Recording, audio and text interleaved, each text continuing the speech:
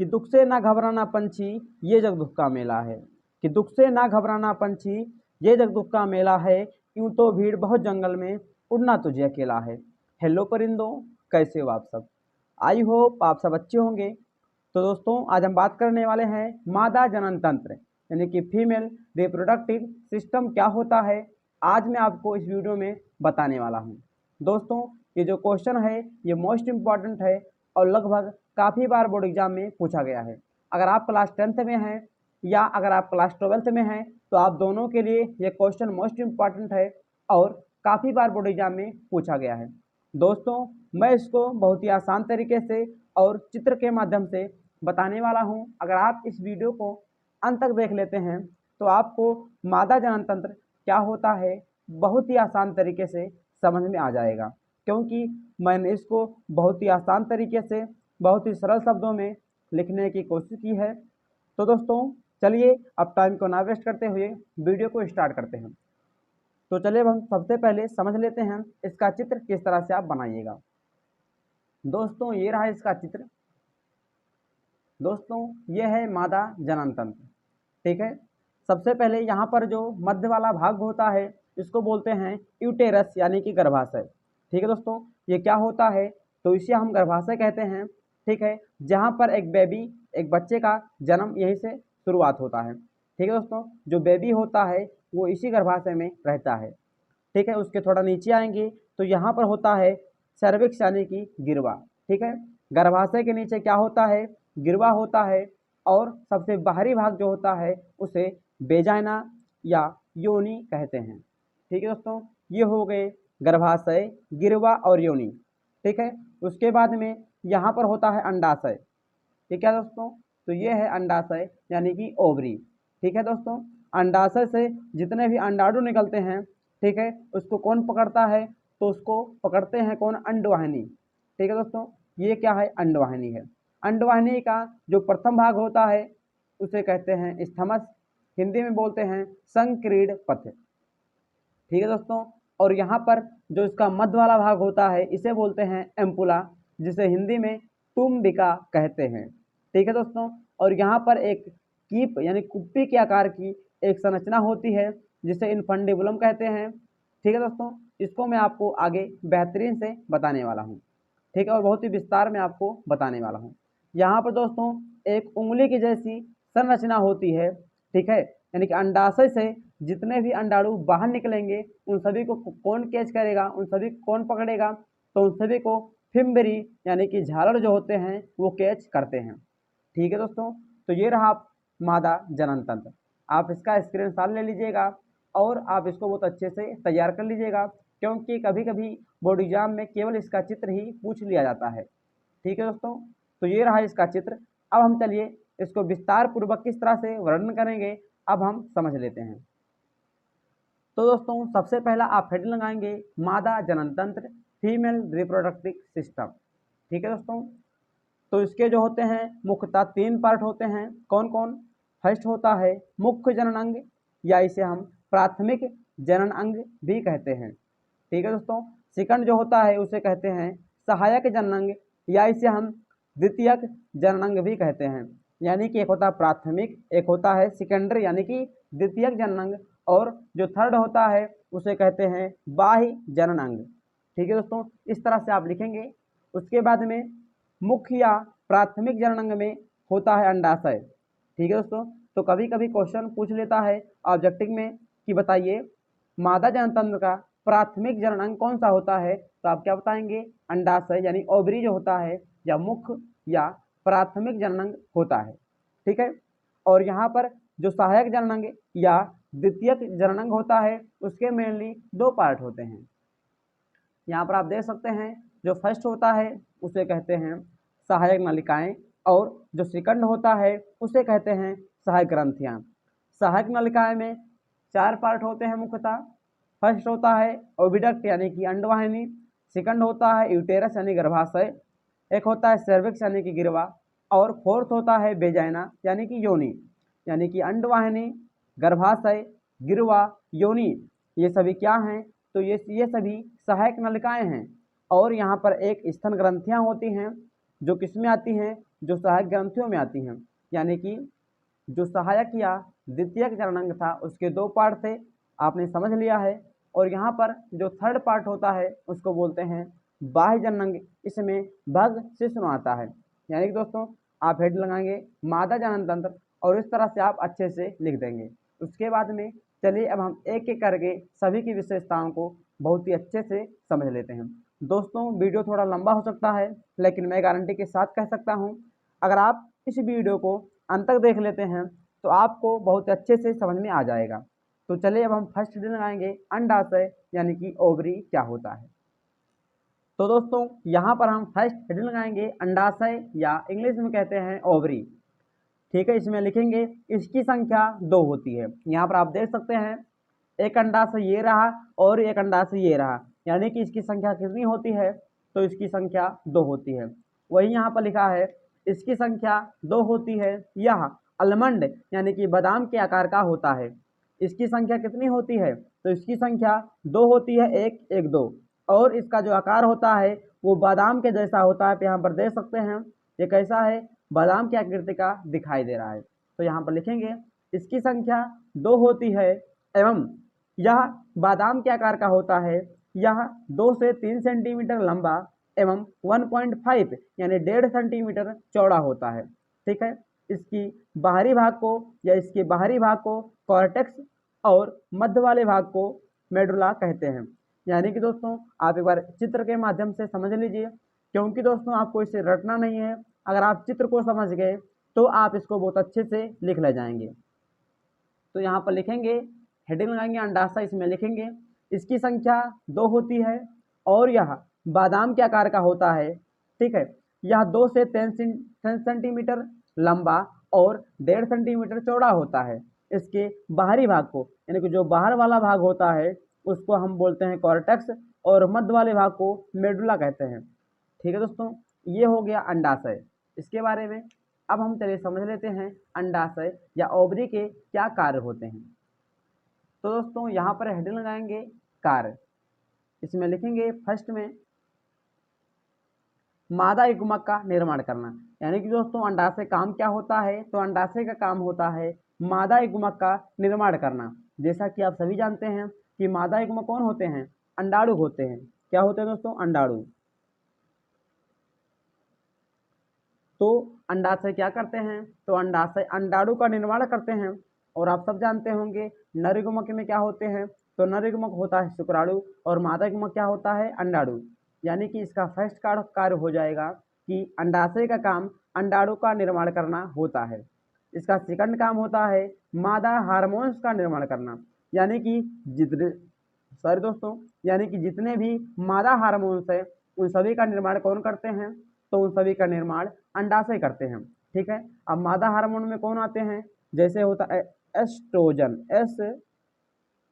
Oestrogen दोस्तों आप याद रखिएगा, एस्ट्रोजन क्या होता है, एस्ट्रोजन होता है मादा युग्मक का भाग होता है, मादा हार्मोन होता है। और एक होता है एंड्रोजन, एंड्रोजन नर हार्मोन होता है। ठीक है, आप याद रखिएगा, इंपॉर्टेंट क्वेश्चन है। ठीक है, एस्ट्रोजन जो है मादा हार्मोन है एवं एंड्रोजन नर हार्मोन होता है। तो दोस्तों मैं आशा करता हूँ आपको अंडाशय क्या होता है बहुत ही अच्छे से समझ में आ गया होगा। अब हम चलिए बढ़ते हैं सेकंड हेडिंग की तरफ। तो दोस्तों यहाँ पर हम सेकंड हेडिंग लगाएंगे अंडवाहिनी। क्या है दोस्तों, अंडवाहिनी, यानी कि ये तो हो गया अंडाशय के बारे में। ठीक है, और यहाँ पर यहाँ से लेकर यहाँ तक यानी कि अंडाशय से जितने भी अंडाणु निकलते हैं उनको कौन कैच करते हैं, अंडवाहिनी का ये जो उंगली वाला भाग होता है ये कैच करता है। तो अब हम समझेंगे कि अंडवाहिनी क्या होता है। यानी यहाँ से लेकर यहाँ तक जितने भी भाग हैं इसको कहते हैं अंडवाहिनी। ठीक है, तो यहाँ पर हम हेडिंग लगाएंगे अंडवाहिनी। दोस्तों इसको मैंने यहाँ से लेकर यहाँ तक इसको मैंने उठा के यहाँ पर आपको समझाने के लिए रख दिया है। ठीक है, तो दोस्तों यहाँ पर जो पहला पार्ट होता है इसको बोलते हैं स्थमस। यहाँ पर मैंने आपको बताया था हिंदी में कहते हैं संकीर्ण पथ। ठीक है, मध्य वाले भाग को कहते हैं एम्पुला, हिंदी में कहते हैं तुम्बिका। ठीक है, यहाँ पर जो है ये थोड़ा कुप्पी के आकार का यानी कीपक के आकार का दिखाई दे रहा है, इसको बोलते हैं इनफंडिबुलम, हिंदी में कहते हैं कीपक। ठीक है दोस्तों, और यहाँ पर आप देख रहे होंगे ये कुछ झालर के जैसा बना है, यानी इसकी संरचना उंगली के आकार की है। ठीक है, तो इसे बोलते हैं फिम्बरी या झालर कहते हैं। इसका काम क्या होता है? तो झालर जो होता है, अंडाशय से जितने भी अंडवाहिनी अंडाशय से जितने भी क्या निकलते हैं, अंडाणु निकलते हैं, उन सभी कौन पकड़ते हैं? तो मान लो यहाँ से निकला और कौन पकड़ेगा इसको? तो जो झालर होते हैं इसको कैच कर लेते हैं, और कैच करने के बाद में यहाँ से होते हुए आएंगे और यहाँ पर कहाँ पहुँचेंगे? गर्भाशय में पहुँच जाएंगे। ठीक है दोस्तों, तो ये हो गया अंडवाहिनी को। अब इसमें किस तरह से आपको लिखना है, चलिए मैं आपको बता दे रहा हूँ। अब दोस्तों लिख लीजिएगा, इसकी संख्या कितनी होती है? 2 होती है, और इसकी लंबाई 10 से 12 सेंटीमीटर होती है। यहाँ पर आप देख सकते हैं इसकी संख्या 2, 1 और 1 2। ठीक है दोस्तों, अब चलिए आगे बढ़ते हैं। अब दोस्तों इसको किस तरह से लिखना है, चलिए यहाँ पर आपको बता दे रहा हूँ। तो यहाँ पर सबसे पहले आप लिखेंगे अंडवाहिनी का प्रथम भाग पतला होता है, जिसे संकीर्ण पथ कहते हैं। वही दोस्तों यहाँ पर कि अंडवाहिनी का, ये क्या अंडवाहिनी है, इसका जो प्रथम भाग होता है वो क्या होता है? पतला होता है, जिसे संकीर्ण पथ कहते हैं। वही मैंने यहाँ पे लिखा है। और मध्य वाले भाग को तुम्बिका, इंग्लिश में इम्पुला कहते हैं। और यहाँ पर जो मध्य वाला भाग है इसे तुम्बिका कहते हैं। और अंतिम भाग जो कुप्पी के आकार का होता है, यहाँ पर जो अंतिम भाग है वो क्या है? कुप्पी के आकार का है, जिसे हम कीपक कहते हैं। और इंग्लिश में क्या कहते हैं दोस्तों? इनफंडिबुलम कहते हैं। और उंगली जैसी एक संरचना होती है, जिसे झालर कहते हैं। यहाँ पर जो उंगली की जैसी संरचना है उसे हम झालर कहते हैं। इसका कार्य क्या होता है? तो जो झालर होता है इसका काम होता है अंडाशय से निकलने वाले अंडाणु को पकड़ना। इसका कार्य अंडाशय से निकलने वाले मादा युग्मक यानी कि अंडाणु को एकत्रित करना होता है। ठीक है दोस्तों, मैं ऐसा करता हूँ, अगर आप इस चित्र को समझ गए होंगे, अगर आप इस चित्र को समझ जाएंगे तो इसको किस तरह से लिखना है आप बहुत अच्छे से कर ले जाएंगे। ठीक है, यहाँ पर मैंने जो जो जिस तरह से यहाँ पर लिखा है, ठीक है, जहाँ पर उपस्थित हैं मैंने केवल उन्हीं को यहाँ पर लिख दिया है। ठीक है, तो मैं आशा करता हूँ आप इसको भी अच्छे से समझ गए होंगे। अब आगे बढ़ेंगे। अब दोस्तों यहाँ पर लिखेंगे कार्य, यानी कि जो अंडवाहिनी होती है इसका क्या कार्य होता है। हेड लगाएंगे कार्य, इसका कार्य होता है निषेचन करवाना। ठीक है, यहाँ पर लिखा है यहीं पर निषेचन होता है। ठीक है, यानी कि ये जो अंडवाहिनी है निषेचन यहीं पर होगा। ये रहा आपका संकीर्ण पथ यानी स्थमस, और ये रहा आपका एम्पुला। यहीं पर इसी के बीच में क्या होता है? इसी के बीच में निषेचन यानी कि फर्टिलाइजेशन की क्रिया होती है। अब निषेचन क्या होता है? तो नर युग्मक और मादा युग्मक के मिलने की प्रक्रिया को निषेचन या फर्टिलाइजेशन कहते हैं। ठीक है, अगर क्वेश्चन पूछ लो दोस्तों कि बताइए निषेचन आखिर कहाँ होता है, ठीक है, मादा युग्मक में होता है, लेकिन बताइए किस स्थान पर निषेचन की प्रक्रिया होती है। तो आप याद रखिएगा एम्बुलरी स्थमिक जंक्शन पर जो होता है निषेचन होता है। एम्बुलरी क्या है दोस्तों? तो ये रहा आपका एम्पुला से क्या बना? एम्बुलरी बना। स्थमस से बना स्थमिक, और जंक्शन यानी कि संधि। तो इन दोनों के संधि पर यानी मध्य में जहाँ पर मिलते हैं यहीं पर क्या होता है दोस्तों? यहीं पर निषेचन की प्रक्रिया होती है। ठीक है, तो मैं आशा करता हूँ आप इसको भी अच्छे से समझ गए होंगे। अब हम चले बढ़ते हैं अपने अगले हेडिंग की तरफ। दोस्तों यहाँ पर हम अगला हेडिंग लगाएंगे गर्भाशय, जिसे ओम्ब या यूटेरस कहते हैं। ठीक है, इसे हम बच्चादानी भी कह सकते हैं। ठीक है, तो यहाँ पर लिखेंगे इस तरह से होता है आपका गर्भाशय। ये रहा दोस्तों गर्भाशय, इसके 3 पार्ट होते हैं, 1 2 3। ठीक है, तो वही मैंने यहाँ पर बना दिया है 1 2 3। इसके सबसे बाहरी भाग को पेरिट्रियम कहते हैं। ठीक है, मध्य वाले भाग को मायोमेट्रियम कहते हैं, और लास्ट वाले भाग को इंडोमेट्रियम कहते हैं। आप याद रखिएगा जो सबसे बाहरी भाग होता है उसे हम कहते हैं पेरिट्रियम, मध्य वाले भाग को मायोमेट्रियम, और जो सबसे अंदर होता है, ये जो सबसे अंदर है इसको कहते हैं इंडोमेट्रियम। इंडो माने होता है अंत यानी अंतिम, तो अंतिम में कौन सा है? ये वाला है। तो इंडो से आप याद रखिएगा जो अंतिम में है उसका नाम है इंडोमेट्रियम। ठीक है, यम से यहाँ पर होता है यम से मध्य याद रखिएगा, तो मध्य में, मध्य यानी कि बीच में, इसका नाम क्या है? मायोमेट्रियम। ठीक है दोस्तों, ये रहा आपका गर्भाशय। अब यहाँ पर इसका काम क्या होता है? इसका काम होता है भ्रूण का विकास करना। जैसा कि आप सभी जानते हैं कि बच्चा जो दानी होता है उसी में बच्चा रहता है, तो इसका काम क्या होगा? इसका काम होता है जो भ्रूण होता है, ठीक है, उसी का विकास करना। तो दोस्तों चलिए हम समझ लेते हैं कि पेरिट्रियम, मायोमेट्रियम और इंडोमेट्रियम का काम क्या होता है। तो जो पेरिट्रियम है इसका काम होता है गर्भाशय को सुरक्षा देना। दोस्तों जैसा कि हमारे शरीर पे होता है कि जो सबसे बाहर होता है वो क्या करता है, वो सुरक्षा देता है। यानी कि दोस्तों यहाँ पर जो स्किन है हमारे शरीर में, जो त्वचा है वो क्या है, सबसे बाहर है, तो वो क्या करती है, वो सुरक्षा देती है। तो वैसे यहाँ पर जो पेरिट्रियम है वो क्या है, सबसे बाहर है, तो इसका काम होता है सुरक्षा प्रदान करना।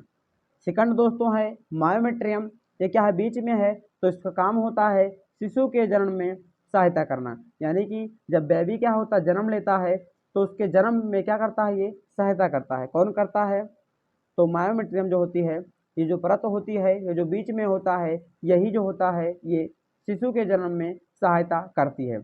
और दोस्तों यहाँ पर जो लास्ट में होता है इंडोमेट्रियम, इसका काम क्या होता है, तो इसका काम होता है मासिक चक्र में सहायता करना। यानी कि दोस्तों जो मासिक चक्र जो होता है चलता है लड़कियों में, ठीक है, उसी में ये क्या करता है, सहायता करता है। कौन सा परत, इंडोमेट्रियम सहायता करता है। ठीक है दोस्तों, तो ये रहा आपका गर्भाशय। मैंने आपको गर्भाशय के बारे में बहुत अच्छे से बता दिया है। दोस्तों मैंने यहाँ पर ज़्यादा नहीं लिखा है, क्योंकि अगर आप इसको समझ जाएंगे तो आप बहुत अच्छे से इसको लिख ले जाएंगे। अब दोस्तों ये हो गया चित्र, और इसी के माध्यम से नाम हो गया, और काम क्या होता है मैंने आपको बता दिया।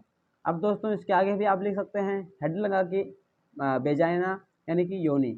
आप लिखेंगे गर्भाशय जो होता है, एक बार चित्र के माध्यम से देखिएगा। आप यहाँ पर लिखिएगा कि जो गर्भाशय होता है वो खुलता है गिरवा में, ठीक है, गिरवा खुलता है बेजाइना में, और बेजाइना से ही एक बेबी जो होता है वो बाहर निकलता है। ठीक है, इतना तो आप खुद से लिख सकते हैं। ठीक है दोस्तों, उसके बाद में रहा स्तन ग्रंथियों के बारे में, तो आप यहाँ पर लिख सकते हैं स्तन जो होते हैं इसकी संख्या 2 होती हैं, इनका निर्माण स्तन ग्रंथियों से होता है। ठीक है दोस्तों, तो ये रहा आपका।